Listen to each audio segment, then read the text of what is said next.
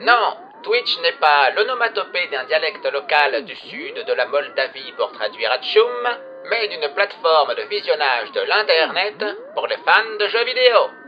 Le concept est simple. De jeunes attardés regardent d'autres jeunes à peine plus stupides donner libre cours à leur passion vidéoludique, aussi chronophage qu'un repas de Noël dans une famille des beaux quartiers parisiens, où Mamie Paulette aurait fait le voyage de sa natale Normandie pour distribuer des cadeaux hors de prix à ses petits-enfants endimanchés à la sortie de la paroisse de Notre-Dame de Grâce de Passy. Le programme de diffusion est aussi alléchant qu'un meeting politique écologiste au milieu des palettes en feu faisant office de barbecue pour y faire rôtir des merguez premier prix sur des caddies de grande surface dans une fumée cancérigène possible. On y trouve des titres allant de la simulation de tir pour futurs terroristes en herbe aux jeux de gestion complexes faisant croire à un jeune boutonneux qu'il pourra devenir aussi bon que s'il était élu à la mairie de Neuilly-sur-Seine, au roi boursicoteur britannique au service de la gloire des dividendes, faisant le bonheur des vendeurs de luxueuses voitures du centre londonien. On y voit surtout de jeunes demoiselles, aux décolletés aussi abyssaux que le vide faisant office de jointure entre leurs membranes auditives. Elles sont aussi présentes que les coquillages à marée basse sur les côtes bretonnes après un indice de grande marée hivernale. L'objectif inavoué étant d'attirer le prépubère, bloqué par un vicieux contrôle parental, lui permettant ainsi de finir sa soirée de détente, un mouchoir jetable à la main, les catalogues de vente par correspondance n'ayant plus la cote dans les tiroirs du buffet familial. Vous aurez la capacité d'apprécier le manque de différence notoire entre le public de Twitch et celui des chaînes télévisées retransmettant les événements sportifs au lieu d'investissement Qatar. En effet, quel que soit le support de visionnage, ils ne font que regarder leurs semblables jouer. N'en déplaise à Monsieur Decaune, il n'est pas pire de rater sa vie devant un match de League of Legends que devant la Ligue des Champions. Il y a fort à parier que le pro-gamer est une bien meilleure élocution que ses collègues comédiens sur pelouse, ces derniers se jetant au sol au moindre contact avec la couture du short de leur adversaire, utilisant le bécherel comme papier hygiénique.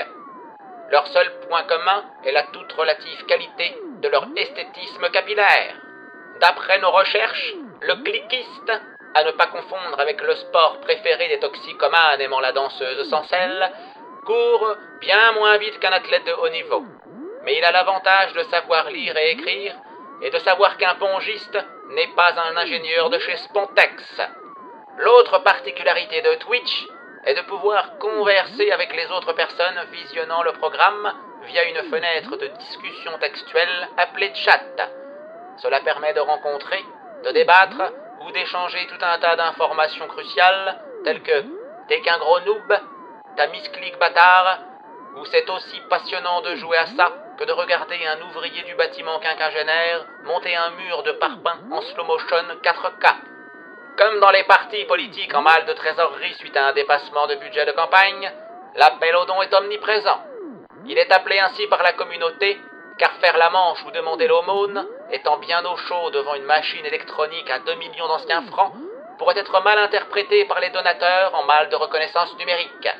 Cela a au moins le mérite de rémunérer un programme qui vous intéresse, ce qui est aux antipodes de la redevance télé, imposée à chaque contribuable n'ayant aucun droit sur la qualité des programmes du service public. Nous avons tout de même remarqué dans notre immersion que le don est proportionnel à la taille du corsage. Sachez que si vous souhaitez découvrir un jeu, Twitch est une bonne alternative aux magasins spécialisés dont les vendeurs regorgent d'arguments commerciaux tels que « Wesh cousin, FIFA et Call of c'est trop de la balle ». Et si vous avez envie de rater votre vie, votre carrière, ou que vous pensez être au-dessus du lot, vous pouvez toujours postuler à Canal+, ou à Télématin. Punk's Not Dead, le Meuporg non plus.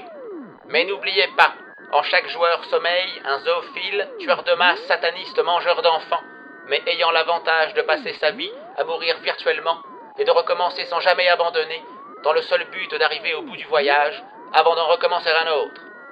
C'est ainsi que l'on passe à côté de sa vie, devant un écran pixelisé, plutôt que d'affronter les réels dangers du monde, sa morosité ambiante, et de ne pas prendre conscience et d'échapper à la servitude qui vous y attend.